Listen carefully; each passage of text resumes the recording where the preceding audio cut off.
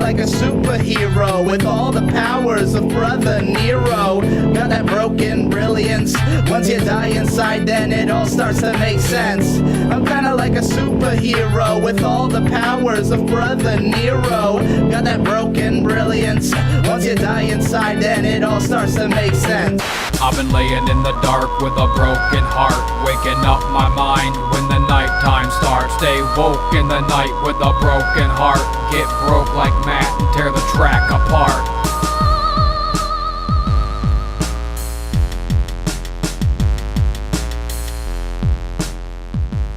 Hello everybody and welcome to the Pleeb and the Weeb show, the show where you decide who's the Pleeb and who's the Weeb by voting in the polls below.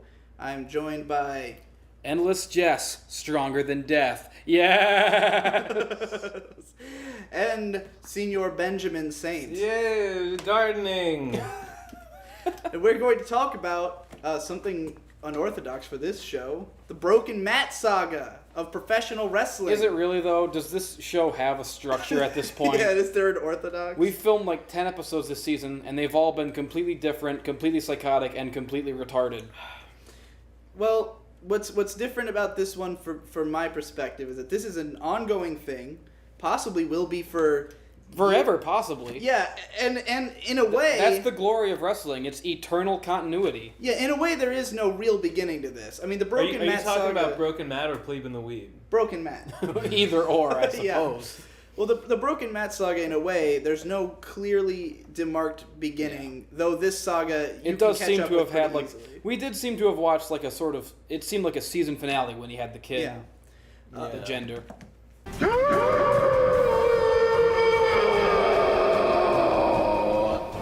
I just had a stupendous premonition. Rebecca, Brother Nero, the seven deities have informed me that they are going to reveal the gender of our child. It will take place on the volcano in a matter of seconds. Brother Nero, I need you to take out a recording device. Please capture this moment. I do not know how it is going to be revealed to us.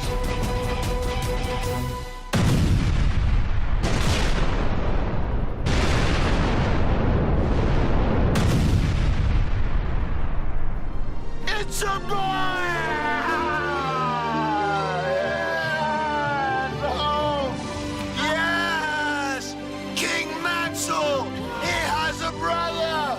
The next generation of the Hardys are here! But the way wrestling works is just an endless... I mean, these guys... This is a story of Matt Hardy and Jeff This is a story, Hardy. 25 years in the making is how long the Hardys have been wrestling. And it's interesting for me and Ben. We've never watched wrestling before, pretty much. I've seen a couple matches. You're a lifetime wrestling fan, so a lot of the context for what the hell was going on in this was given to you by us. Yeah. That like who Jeff and Matt Hardy are, but the story. I mean, that I emerges, still had absolutely no idea who Jeff and Matt Hardy are, other than in the context of the Broken Matt Saga. Oh, I mean, I know. And that I guess they have a house. I know the fact They that do they were indeed wrestling. have a house. They have a very important house. I mean, I don't know anything about how they were before, but Well, it's interesting how it sort of mirrors real life, because the story is that Matt has become broken, and in doing so he has unlocked parts of his brain that he didn't have access to previously. He's basically become a wizard at this point, a weird wizard. yeah. More of a dark priest to the seven gods. Yeah. Well, what I love about the Broken Matt character is that he's sort of created like a new genre of warrior. He's kind of like New genre of warrior. if such a thing as a wizard existed in modern times, it would be like a Broken Matt, because he has like cool magical powers and stuff, and he seems to be on some higher ascended level of thought. But he also is like fully media savvy and capable of using Twitter and stuff to like talk about like, don't feel bad about the presidential nominations, guys. It'll be okay. He can still inspire the people. best kind of wizard. Yeah. So he's really like a modern wizard. But the story is that basically, like, the way it's presented here is that the broken condition, if you will, is basically like a real world equivalent of going Super Saiyan.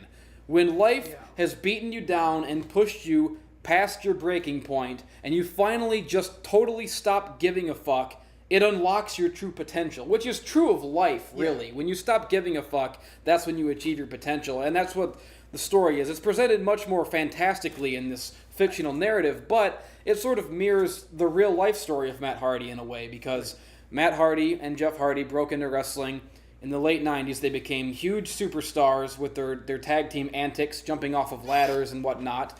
No, come on. Way. Get the ladder, Jeff! No. Jeff Hardy said he was going to steal WrestleMania! You gotta be kidding me! Oh, Lord! Jeff Hardy was always seen as the more charismatic of the two. He was the star, he was the main eventer.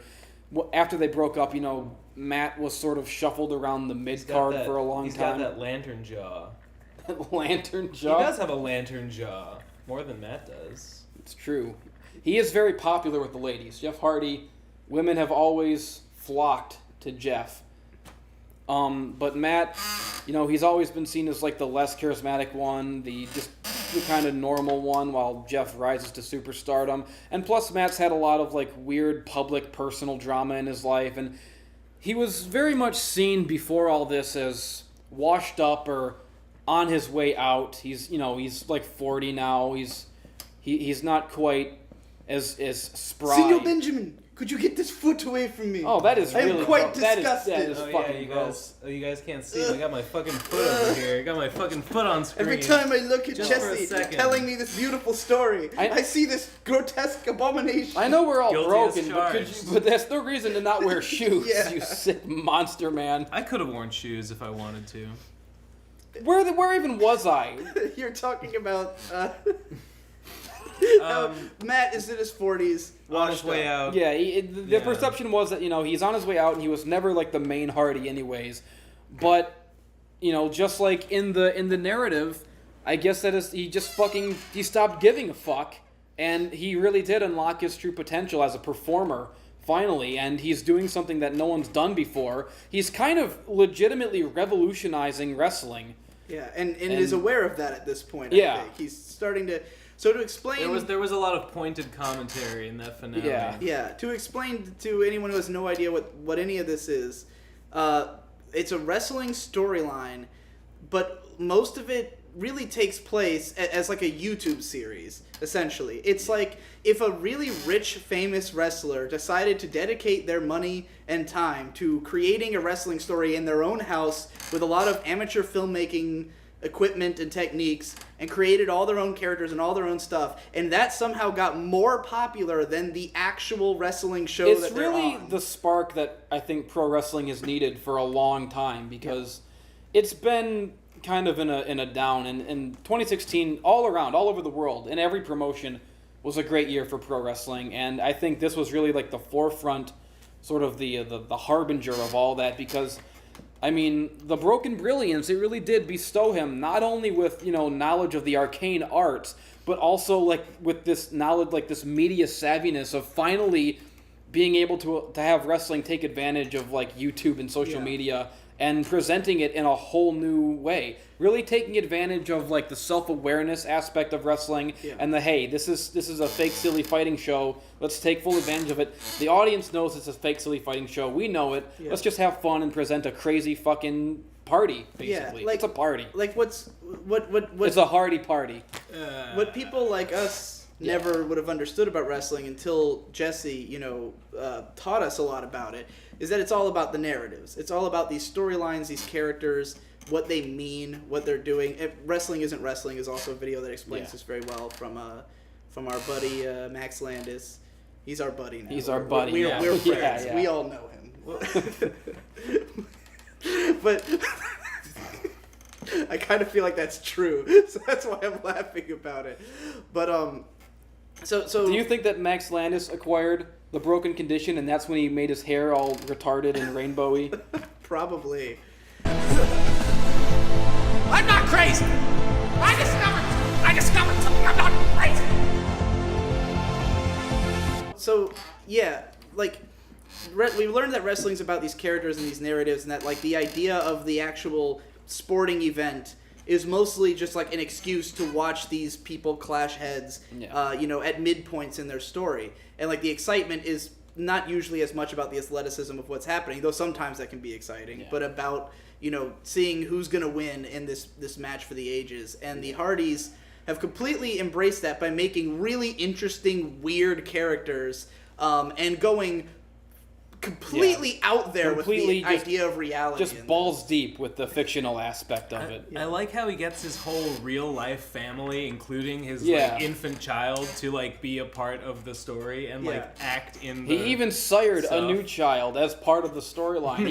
He is quite all part of the kayfabe. He is quite literally balls deep in kayfabe. You are living in a woken universe. And in the woken universe, we do not sleep. Although Lord Wolfgang, King Maxwell, and Queen Rebecca are currently sleeping. I do not sleep, I merely dream. And Senor Benjamin, who may or may not just be their groundskeeper. Like, I don't think he's... I don't think he was an actor when they started. I think he literally just started filming as groundskeeper. I think he's the groundskeeper and that they just are good friends with him and wanted him involved. And Senor Benjamin has a fucking hilarious Twitter account where he's just savagely like rips on everyone in the world. And it's awesome. He's like this 60-year-old Mexican guy who just, is now famous and totally seems to love it. And it's like way into it. Senor Benjamin, Vanguard 1, my Baruch and Brilliance and Brother Nero are required to go to the zone of impact today. I need you to stay back. I need you and Vanguard 1 to protect the grounds. And even more paramount, I need you to protect King Maxwell and Rebecca with your lives. Yes, Mr. Hardy. Matt, I think we'll be all right. And that's what's so cool about this, is that not only is the storyline hilarious and amazing, but the reality surrounding it is also hilarious and amazing. Where like Senor Benjamin as the character in the show is like, ha, they got their barely English speaking groundskeeper to be a character. But then you go on Twitter and you get the t-shirt, the real shirt that he's wearing all the time in his Twitter pictures while he's like making fun of other wrestlers and shit. And it's like, I guess there's just so much sincerity to it. Like everyone's legitimately having a great time in the Broken Matt saga. Oh yeah. In spite of they love it. In spite of the conceit being that they're all broken. Like depressed. He loves being broken. Yeah. He's been at first it seemed like a curse and a burden, the knowledge that you are currently breaking. But once you're really there, once you achieve the broken brilliance, it's a good time. Even Jeff, it was initially that like Matt like dragged him down with him to like and like cursed him and he deleted him and he made him into an obsolete mule and he was Delete! You've ruined everything. This will not go unpunished. Punish me then, Matt! Punish me, for God's sakes! What the hell's worse than deletion? And he made him his slave and stuff, but then when Matt gets... Spoilers? Can I spoil? Maybe we should start from the beginning and explain to people like what this story even is for anyone who doesn't know. Jeff comes around in the end. I'll just say that for now. Jeff changes his tune. So the story of the Broken Matt saga is that at the beginning of all of this, the Hardy Boys were in TNA, doing their wrestling shit, basically the same shit they've been doing for 10, 15, 20 years. And they were the tag team champions. But Jeff got into a horrible dirt bike accident and broke his leg, causing them to have to forfeit the TNA championships. Matt took this as a betrayal. Yeah. Such a huge betrayal that the nefarious brother Nero had to pay once and for all. Yeah. And they fought a bunch. Jeff was brother Nero now for his treason. Yeah, his treason. This point in geography, it was the downfall of our tag team. You are the one that forced our tag team to become broken. Get on that cycle with wheels and try and make this jump. I know the result already. I saw it in my premonition. Do it! Try it, coward. Try it, you obsolete mule. Do it. Do it. Do it. Do it, you coward. I want you to, coward. I want to see you fail again and again and again and again. No, and again. I'm not gonna fail. I will do it. Do it. I will do it. And I'll succeed. Try it right now. Fail again. Do it, obsolete mule. Do it. Do it.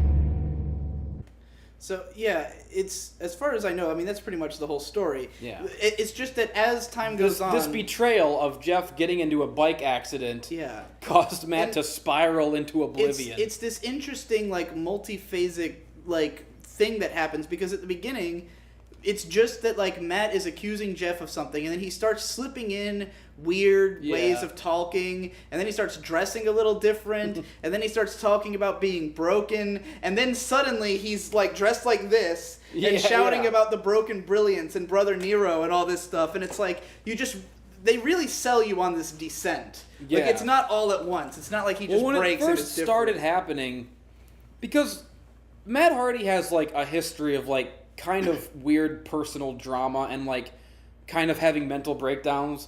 Like, a couple years ago, I mean, you guys weren't wrestling fans at this time, but years ago, you know, when he left the WWE, he put out this really weird, like, video of him in the gym eating grapes, and he's like, okay, I'm Matt Hardy, version 1. I'm in the best shape of my life. He clearly was not in the best shape of his life, but he seemed to have deluded himself because of his grape habit into thinking that his grapes were making him powerful. I'm in the best shape of my life. I've been training real hard. I'm going to come back to the WWE. I'm going to take the world by storm. And it was just this, like, weird... It became a meme for a while. Like, Matt Hardy's gone off his rocker, and he just loves grapes now. Yeah. And that was even after, like, being in the WWE. Like, there was, like, this... He had this, like, real-life backstage feud with Edge over a woman that, like, because it's wrestling, everything... All the real-life drama inevitably becomes wrestling drama, which was awkward and weird. And so that was a whole big thing. And then, like, there was a point where, like, he seemed to just be, like... spiraling in real life, and he posted, like, this weird, like, clearly a suicide video. Like not necessarily he was gonna do it, but it seemed like a legitimate cry for help, and it was regarded as very cringy and very sad. So he has a history of being a little bit broken. So when he first started this character, there was a question of, is there a self-awareness to it? Or is Matt Hardy just being an idiot, and is this just a cringeworthy... Like, no one knew at first whether it was going to be cringeworthy or not. Right. Not that I am a fan of the word cringeworthy anyways, but you know what I mean. Like, when the first few skits started coming out of him, you know, tossing Jeff through that unorthodox table made with old-world craftsmanship... I told you it would end. I told you.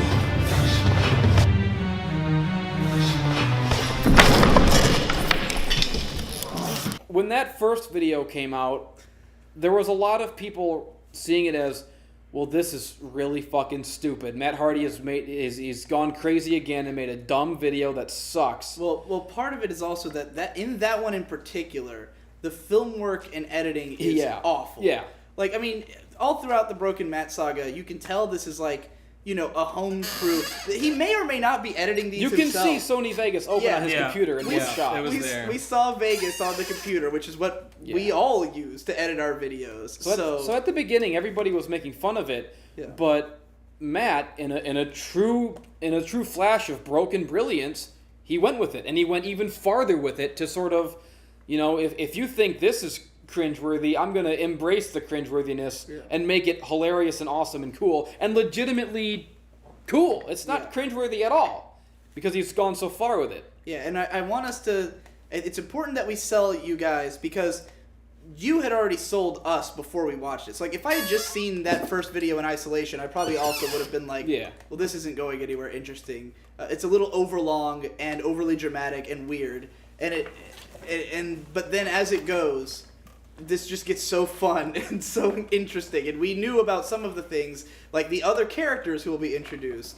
So, first of which is just Matt Hardy's drone that he uses Vanguard to film a lot of the footage. His pseudo-sentient drone, who later gets inhabited by a certain spirit of one who shall remain nameless. Yeah. Vanguard 1 is a drone that can, has all these futuristic sci-fi abilities, such as that, it can project images of Matt and act like a sci-fi communication device, and, it can talk and fly around, and it's got, all these readouts that it has.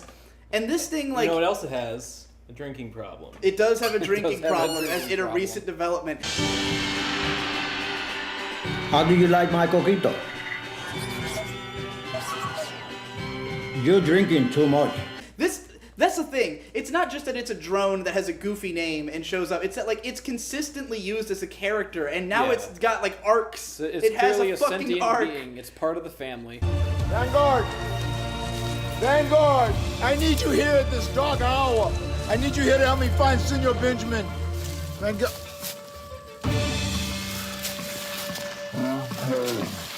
Vanguard! One. Oh my God. Oh my God. Vanguard. No, don't you dare! Don't you dare do this to me! Don't you dare! Don't you think about it, Vanguard! Ah! Ah!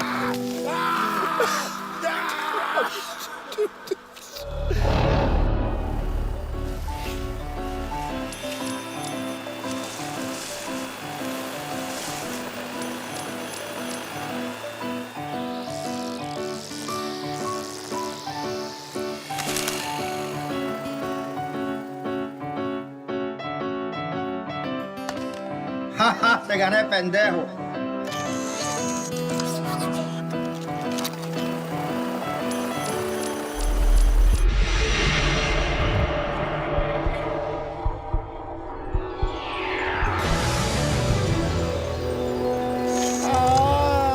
There's light within you. Senor Benjamin, at first it's just, hey, here's our groundskeeper. But then as it goes along, he's got this weird sadistic side where he really loves killing people. And then... Hey, Private Benjamin, I love the infernal deletion. ¿Qué? Donde está mi hombre, Chris? Abyss. Sí. See, give me a hug. Come here. Ah! Ah!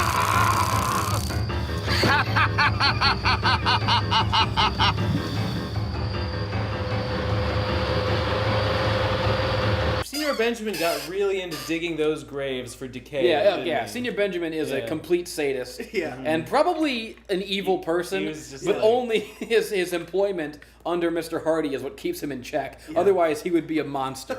Hardy uses his evil for good.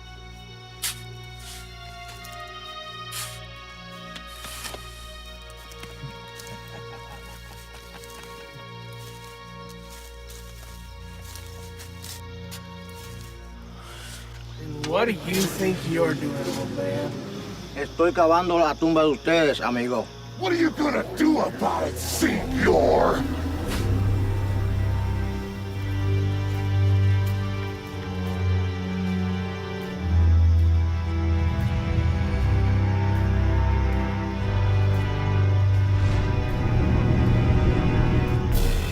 Yeah. And as this goes along, what I said when we were watching the latest batch of episodes, basically Jeff eventually joins the team. Jeff becomes a part of it.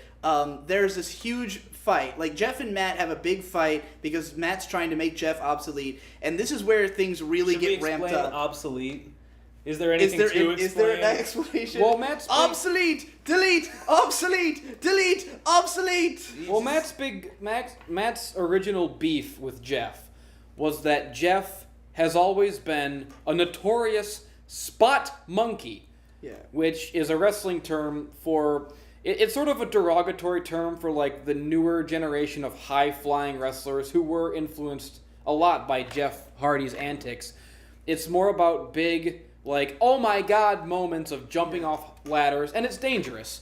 And, you know, so Matt's original beef was that Jeff and his addiction to these spot monkey antics was going to constantly cost them matches and cost them the gold. And it's not good. And that was his beef originally. I forgot what the point of that was. Well, just that the two of them fight. Obsolete. He's trying to prove Jeff obsolete.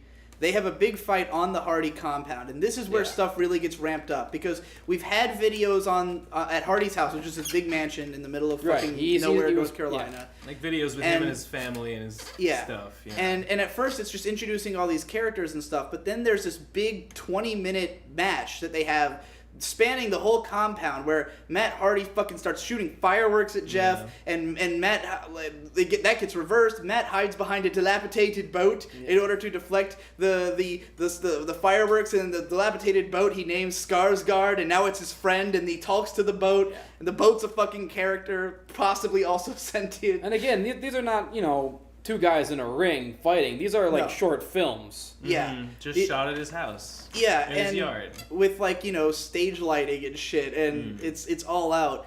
And so at that point, after Jeff joins, is really when, like, this all opens up and it becomes like a big thing, and it kind of comes back to, like, at first it feels like it's just Jeff and his brother, and it's just their thing that has nothing to do with the wrestling program. But then after Jeff joins, then they have a rivalry with this group of spooky dukes called Decay. Yes. And that's really where it opens up. A group of spooky dukes. Decay is, they present themselves as some kind of hybrid between demons and zombies, it seems like. Yeah. It's Crazy Steve, who is just like a walking bad Joker impression. Yeah. I say bad, but it's very entertaining. I'm not trying to Crazy demean Steve's any cool. of them. There's the Monster Abyss, who was a long-time big scary man, sort of like a Mankind knockoff that TNA had for a long time. Like if you mush together Kane and Mankind into one entity, that's what Abyss was for many, many years. So he joined the group. And Rosemary, who is the spooky goth, the suicide girl of the group. And they come to the ring to The Nobodies by Marilyn Manson. Yeah. And it's spooky. Yeah, and the three of them... It's not just spooky, it's like blatantly edgelord Hot Topic spooky. Yeah, that seems to be what they're deliberately going for. Yeah. And they did it. They did it. They nailed that coffin right shut. They want our titles. They don't understand that we are the necessary evil. And I'm gonna take so much pleasure in decorating myself with their insides. Remy Hardy! You have no idea what you've done! You have revealed your true weakness! And the first shot of the Great War has been fired!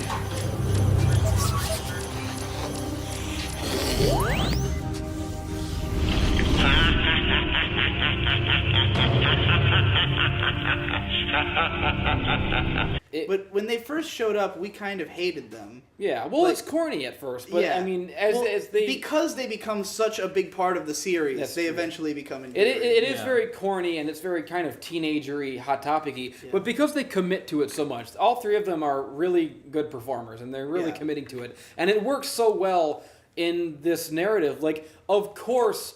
The ascended broken brilliance of Matt Hardy, the modern day wizard, and his family of noble priests would have a feud with a bunch of demon people. Yeah, and it kind of had to be that way, because by the time they got introduced, Broken Matt was totally over. He's a good, like, everyone loves him. Everyone loves Matt. Everyone loves Jeff and Matt as the broken brilliance. So it's like, how do we present these absolute psychopaths as the good guys?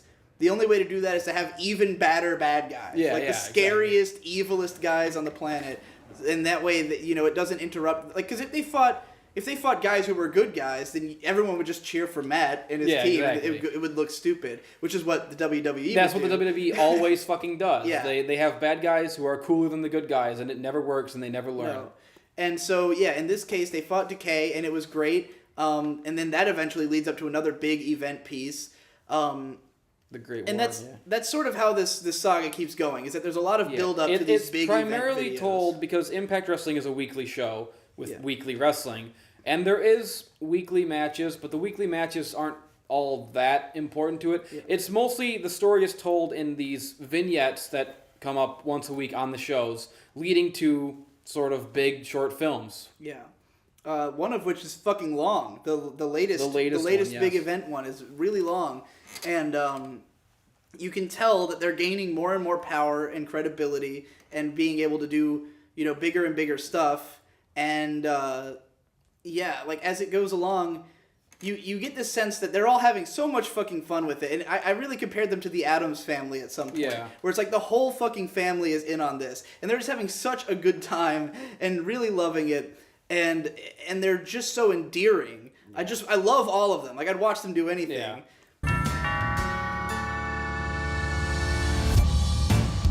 Say, Senor Trump, I, Senor Clinton, I'm going to build a wall and I'm going to bury you underneath it.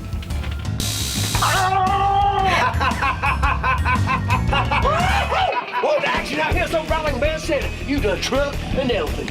You know what an elephant reminds me of, man? A donkey. Another badass donkey home here, Clinton. You are a donkey, man. I sent you at least 382 emails. What the hell happened to them emails? Delete! Delete! Ah! Delete! Oh, yeah, that's delete! Delete! That's what happened to emails. Delete! Right. Delete! Right. Brother Matt's right. And we on his property right now. I tell you what I know. Good book called To Kill a Mockingbird. You know a good damn paranormal friend of mine is Boo Radley. He's gonna scare your ass off of this property. I can hear the ghost. And there's one right behind you right now, my boy Boo Radley. Check it out. Woo! Run, Hillary, run! Ah, yes. Vanguard 1 has always been such an impeccable river, yes. I can't believe we have 2 presidential candidates that deserve to be deleted.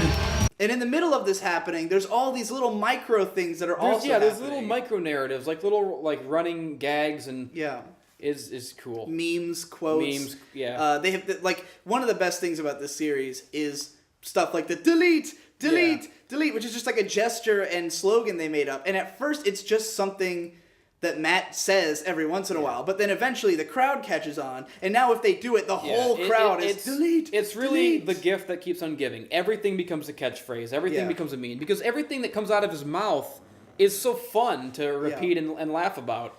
It's perfect. Green bean, or does he love green? He loves green beans. What does he hate?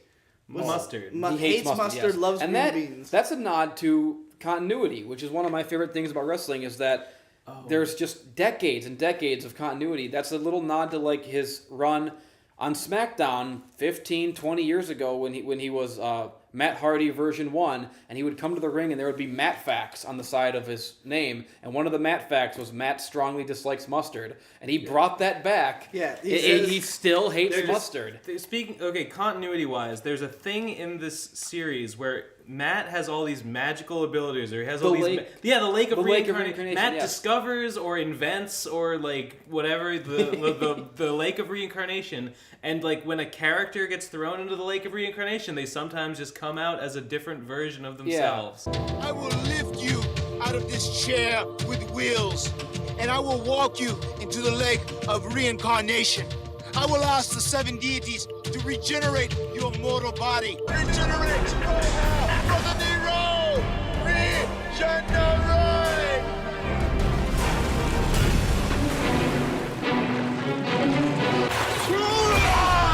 Yes! This is the reincarnation I needed! The nefarious Brother Nero!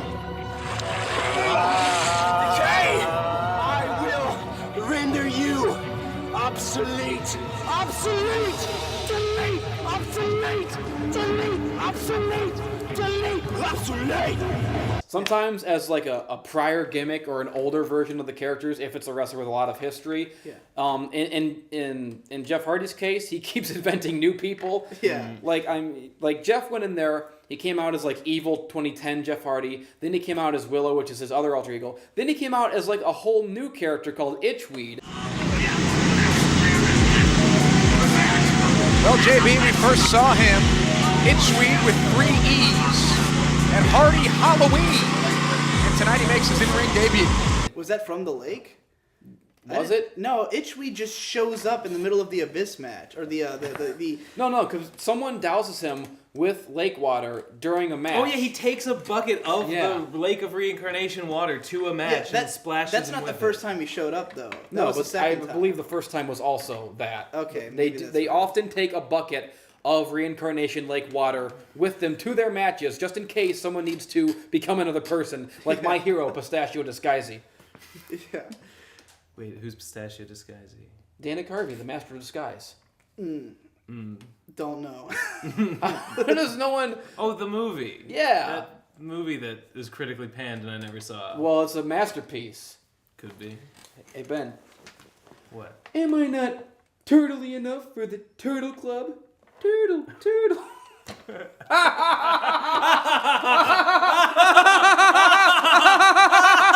Yes! The Master of Disguise! Brother Nero, you need a refresher. Yeah!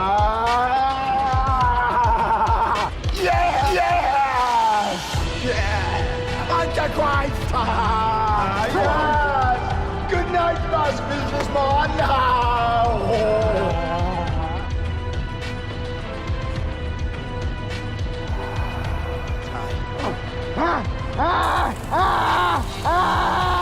That's one of my favorite things about Matt is his smile. That he just comes in like, yes. You really got to watch this to fully appreciate why Matt is so lovable, because just everything he does is. Matt? Yes, yes. Oh, I have just whipped up a succulent bowl of lobster bisque. I can't wait for you to taste it. Yeah, he has this weird accent that makes no sense. Brother Nero, I will restore unto you your soul, your spirit, your aura, your essence, and also your intellectual property. That's right, because when he rendered Jeff an obsolete mule, he took his intellectual property from him. that's right. As well as his aura and essence. He imbued his aura and essence into Vanguard 1, and Jeff became the obsolete mule. There's a lot of lore. Brother Nero. There's a lot of intricate lore. There's a lot of lore born out of just a random thing someone said, probably without thinking, but they just roll with it forever. And I think probably in the process of editing the videos, Matt remembers things and takes note of them. I think he must. I noticed Vanguard 1 hit a tree in this scene. Maybe we'll write that he was drunk into the script or something like that. There's a lot of elements. There's a lot of elements that remind me of how I do my videos. It's very Horseshoe Saga when I am editing. I said a cool thing here. I should make that a plot point later or bring that back in some capacity. I mean, it reminds. You take a lot from wrestling. That's true. And this feels like if you had the money, you would do this. Yeah. It's so very much combining wrestling itself with how the internet interprets wrestling and how wrestling would be if it was modern. I mean, that's what it is. It's so modern interesting wrestling. how it is sort of it's simultaneously taking wrestling forward while also embracing something that was lost from the past of wrestling. Yeah. Which is the campiness. When I was a kid, wrestling was a fucking cartoon show. Yeah. There was all these wacky characters. There was fucking Doink the Clown, Irvin R. Shyster, IRS. He was just a member of the IRS who would come and take people away for tax evasion. There was guys like the fucking Repo Man. Jake the Snake Roberts would kill people with snakes, live snakes. He would murder people. He had a cobra bite Macho Man. That's what I loved growing up. That crazy kooky shit. That finale was cartoony as fuck. Yeah, and Jeff throws one of the guys from Decay into a volcano. First of all, there is a volcano that appears on Matt's yard. It just appears there. Yeah, because of all the power of the event. Yeah, and then Jeff throws a Decay into it and it just erupts and throws him out onto the lawn and. He wins the fight, and he's out. Your eyes are not deceiving you. There is, in fact, a live volcano that has formed seemingly out of nowhere. Cameron residents are looking on in shock and awe. I'm hoping to get a word with one of them. Excuse me, sir. Sir. Whoa! What do you think about all this? I can't believe it. Can you believe it, man? I'm telling you, we dealt with tornadoes, man. We dealt with hurricanes, man. Matthew messed up everything, man. Now we're dealing with a live erupting volcano, man. This thing's already erupted out of planet Earth, man. I'm telling you, man, it's total non-stop deletion. I gotta get my damn yard work done before the day's over, you know.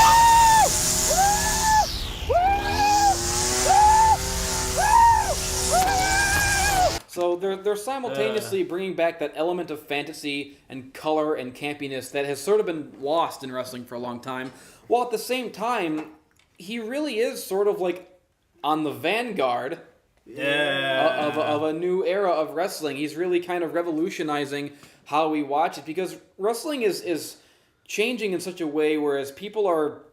It's becoming less about following a promotion like WWE or whatever, and more about following the wrestlers that you like wherever they go. You're seeing guys like Cody Rhodes now, who's leaving the WWE, and normally that would be like a stupid move in the past. Like, they're the biggest game in town. Why would you leave that guaranteed money and that guaranteed fame? But he leaves.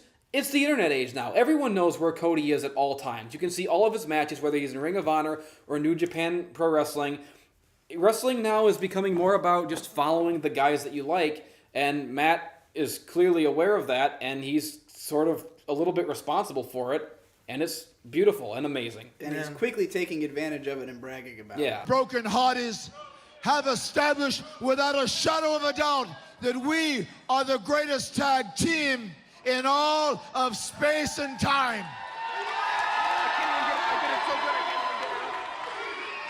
Yes, and that includes all tag teams, even other false champions like the Bucks of Youth or the Day of the New. The Broken Hearties rule the world. I'm on Twitter all day, and every day, like, I have lots of people I follow who watch wrestling, and like 2016 has been a year where I've heard more about wrestling than ever before. You know, some of our, like, I mean, we're watching it. Jeff, Mother's Basement, he's got really into wrestling this past year. Nino got back into it. You know, a lot of people we know, a lot of people I follow, and they're always talking about these matches that no one is watching on TV. Everyone's watching it on Dailymotion. Everyone's watching it on wherever it can get uploaded. And it's like, clearly wrestling is the biggest it's ever been right now in terms of fan base, but the way it's being shown, no one wants. And like, you need to change it, and Matt has found the way to change it. Yeah. Because we watched this all on a YouTube playlist. Yeah. Just now, you know. And I love it. I think it's a great direction for wrestling to go. I think it's going to kind of save wrestling for people to be able to... I mean, like, a couple days ago, you guys did not know who Kenny Omega was. Yeah. And suddenly, he's fucking everywhere. Because if you're a wrestler, it doesn't matter where you're wrestling. If you have an amazing wrestling match, everyone in the world is going to see it. Yeah. Because every wrestling fan in the world now hangs out on R² Circle, and everything gets posted there. Yeah. And, oh, I lost my train of thought. I was going to say something about Matt and his broken brilliance, I'm sure. If I'm truly broken, may the 7 deities send me a sign.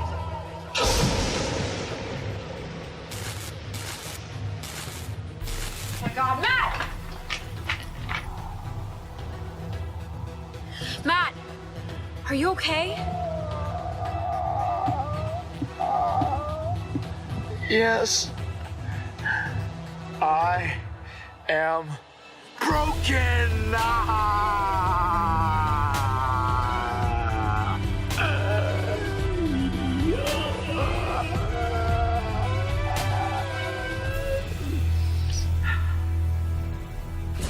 Yeah, he's clearly now the new arc that they're going into in the show. Yeah, is the Expedition of Gold. Yeah, that he's challenging every tag team match in every other like division, and basically saying like, hey, you know, we'll come to you, fight us. We want to fight everybody. We'll fight the WWE. We'll fight everybody else. And it's like, you know, he's kind of, it's almost like calling their bluff. Like, will you guys actually be willing to do this? Because it'll be great for you. Brother Nero, I just had another premonition. The time is now. We must put our hands on Vanguard 1, and the expedition to gold must begin.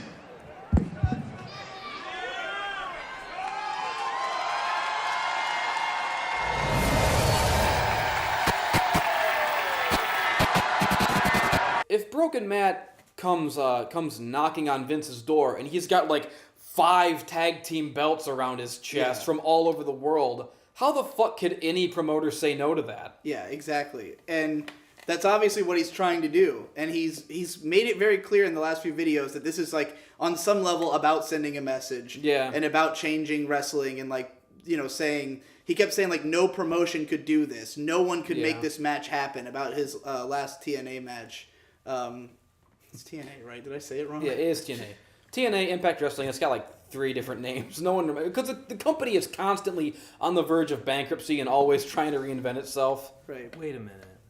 I just realized what a beautiful thing it is that both the character of Broken Matt and the actor who creates him, their mutual goal is to acquire tag team belts. They both need that for totally different reasons. Yeah. What the fuck? Wrestling is finally real. He did it. It might have become real just now, for me anyway.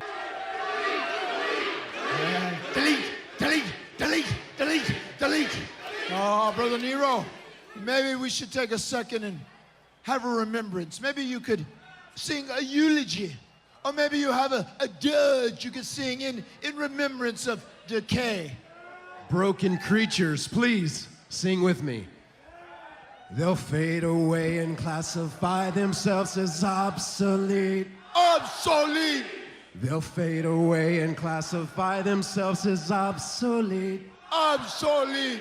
They'll fade away and classify themselves as obsolete. Obsolete! Well, that's what's so great about this is that like, and why I keep talking about the fact that it seeps into the like how likable the people are. It's somehow completely fantastical and ridiculous, and yet also the most real that wrestling has ever been. And it connects to me and probably you guys as well as YouTubers, especially knowing Jesse and like because that's essentially what your videos are. Yeah. Is like simultaneously, yes, this is Jesse telling you about his life, but also it's a totally fictional thing where there's a horse who lives in the fucking closet, Not that I'm implying Colt Corona is in any way fictional. No, of course not. He's a real boy. Right. He's the realest boy of them all. Realer than me, for sure. He's a real boy. Definitely realer than he Ben. He is the strongest and the cutest. I'm double fake. Yeah, you're doubly fake. But, yeah, I don't know. Do you have anything else to say about this, Ben? God. No, you guys said it all. It's great. You have a score? For the whole Broken Matt saga? Yeah.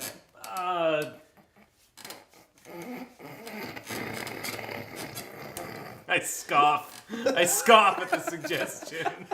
I give Broken Matt Saga a 10 out of 10, and it was when I was thinking back on like 2016 and how I was so disappointed in like most of the media I saw. Like I didn't have any really great anime. I didn't have any great music to listen to, and then I thought about it and I was like, Broken Matt was easily my favorite thing that came out this year. Like everything about it spoke to me on such a deep level because, I remember what I wanted to say before, that like I so appreciate this kind of mid-level filmmaking where like he didn't, he's willing to go all out and use everything at his disposal, even when that stuff is like fireworks and shit. Like he's used everything on his property as part of this. He's got all these like what can I involve? They just rented some cherry pickers for the final battle, and then just said let's have a sky battle, and that turns out to be they're fighting in cherry pickers, just like some cherry pickers. They built a little volcano. There's lots of cars. Like everyone's car is involved at some point. Lots of trucks. Lots of cars. He fights more in moving truck beds than he does in rings.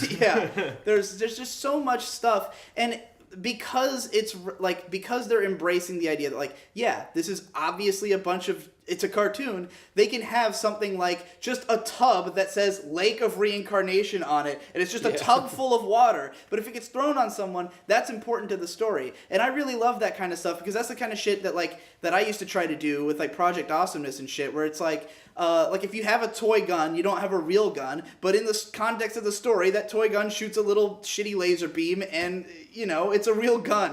That's Vanguard 1! Accepting the challenge from the skies of the Hardy compound, he is the incomparable Vanguard 1. So if Vanguard 1 defeats Sienna, Vanguard 1 becomes #1 contender. How's Vanguard 1 going to be able to hold the Knockouts Championship if it were to win this match? So with that being said, Vanguard 1, you are out of here! Well, the referee's saying that he's not going to let a drone fight a woman, so this I don't even know what not interspecies. The Hardys are clear. They're just making up shit. And like some of it is just like the shit they have lying around. They throw it together and make it into a story, and they're clearly having a great time doing it. I've got a dilapidated boat on my property. Make him a character. Skarsgård. Oh, he saved my life in the battle. He shielded me from the hellfire of Brother Nero. You deserve a name, Skarsgård. In the pines, where the sun never shines, you'll shiver when My friend, the cold wind mi amigo, you are so much more than a dilapidated boat. You shielded me from the demonic fire of Brother Nero. You deserve a name. I shall call you Skarsgård. Obviously, I give it a 10 out of 10.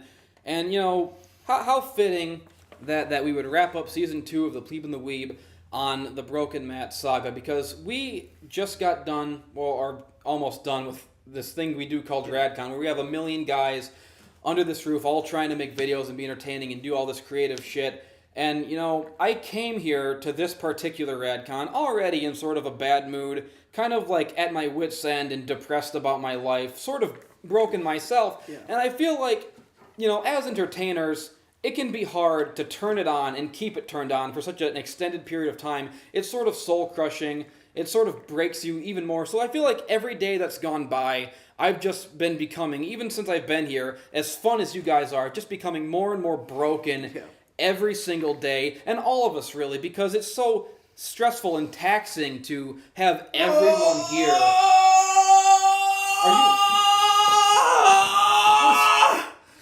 I've just had a very powerful premonition.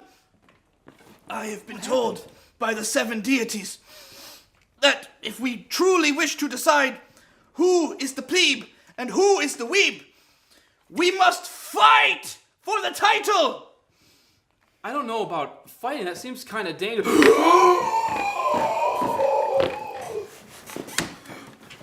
Brother Digi, I just had a very similar premonition.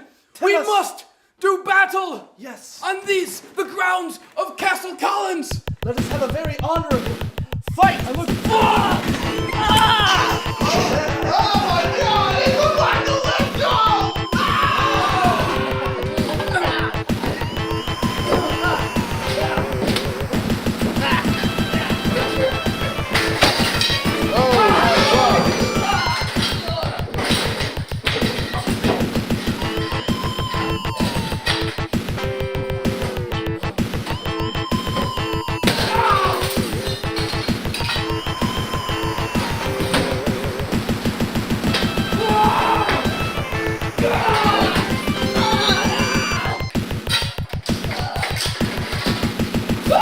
Don't fucking touch swords!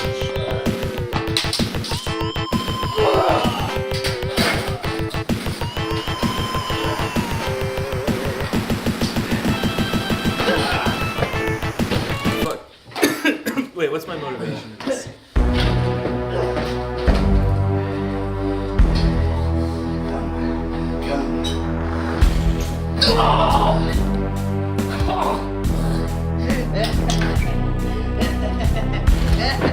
No!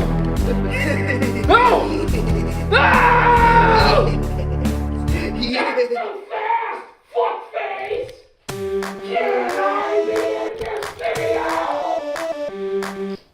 Oh my God!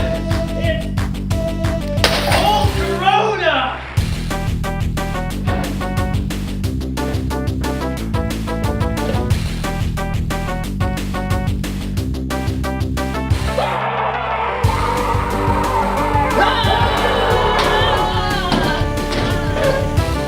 I would never use the power of rock and roll against an unarmed opponent.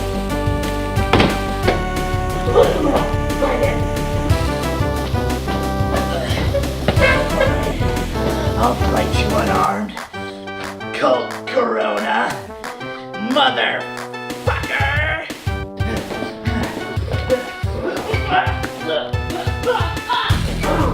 Let's take this outside! What's going on?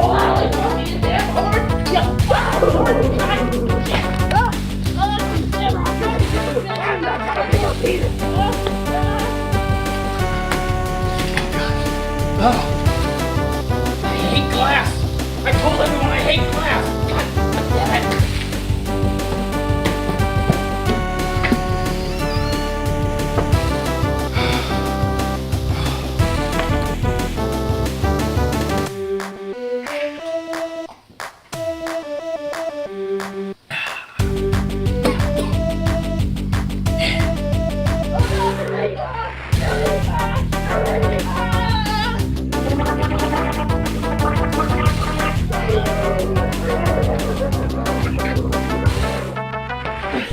The day of reckoning has come.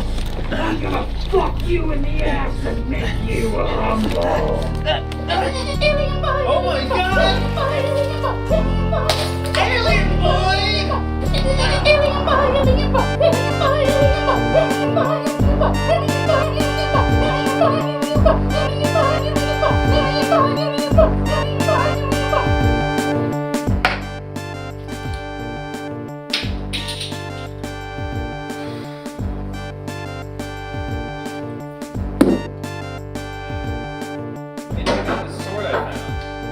Wanna fuck around with it?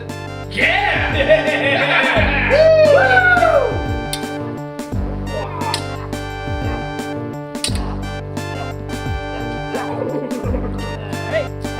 Hey, you fucks! Don't be fucking with swords.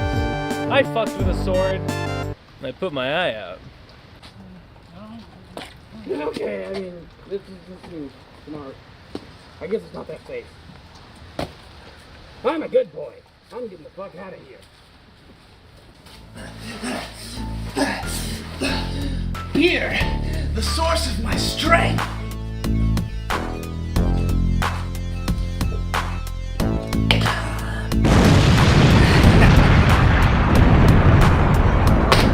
I am well fucked and far from home, motherfuckers. Where's Jesse? I know he can't beat me. I'm stronger than anyone. I'm the strongest guy. I'm the coolest. I'm the smartest. I got a big coat. Nothing could stop me. I'm so fucking cool. Where's Jesse? Fight Fuck me. you! Oh shit! Oh, he's coming right at me. Ah! I hate ya. Little bitch. Get out, you little bitch.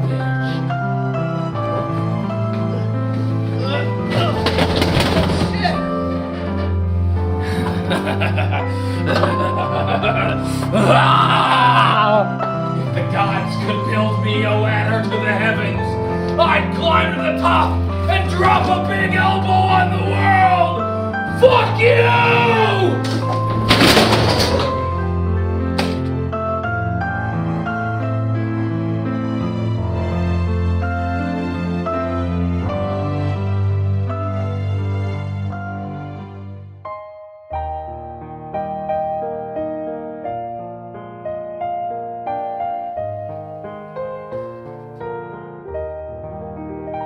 Should old acquaintance be forgot and never brought to mind? Should old acquaintance be forgot and old lang syne? For lang syne, my dear, for we'll take a cup of kindness yet for lang syne. We too have run about the slopes and picked the daisies fine. We'll take a cup of kindness yet for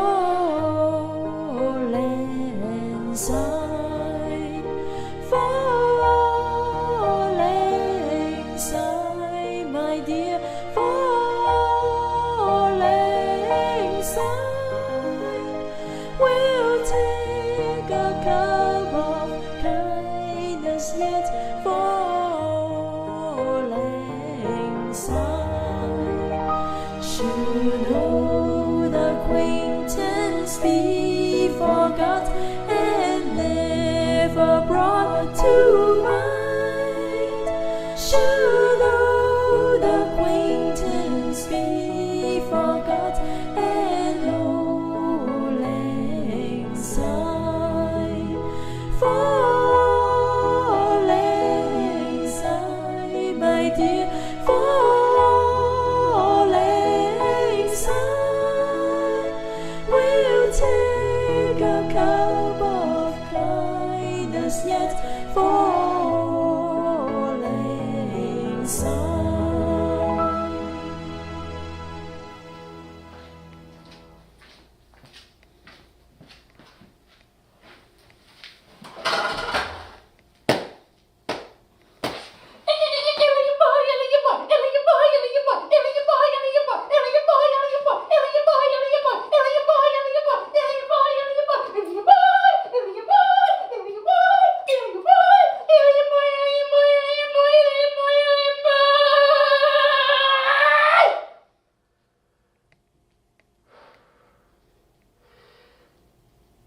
My skin's dying because you're under it.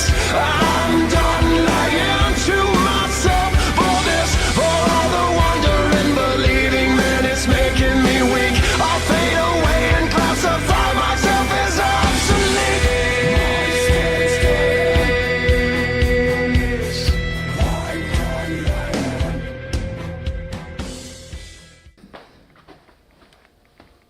Everybody sucks dick except me. How'd it look? Hey, listen! I need to freaking beat a horse, something on my chest like a xenomorph.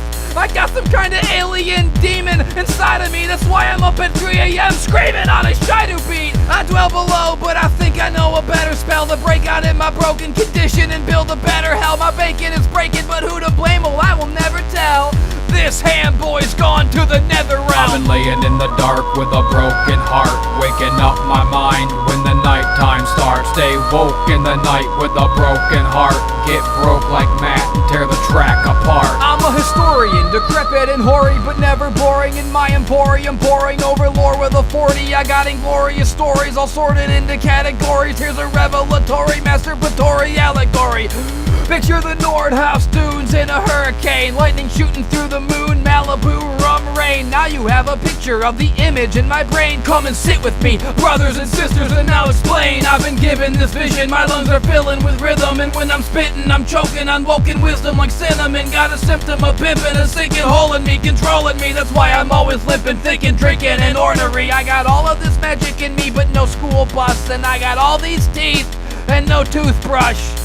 I'm a killer croc, pissed off and I'm sick of it. Lurking in a crock pot, burned by a crock of shit. Sticking my dick in a cock sock and ripping it, cause it's hard as rock and sharp as a diamond. And so I'm giving it to you in a box like a ring on my knee, cause all I got is me. I need you to see that what you do to me is nothing new to me. So who are we? Maybe just a dude and a lady, do you agree? I've been laying in the dark with a broken heart, waking up my mind when the nighttime starts. Stay woke in the night with a broken heart, get broke like Matt and tear the track apart. I have a premonition, listen to me son, my prediction is a guarantee. Someday I'll be rich and famous and influential as a stencil copied by everyone. 300 cars in my backyard, talk shows having me on to be the attraction. Big celebrity, clean and sexy, and I'll still be like this, cause none of it can fix me. Laying in the dark with a broken heart, waking up my mind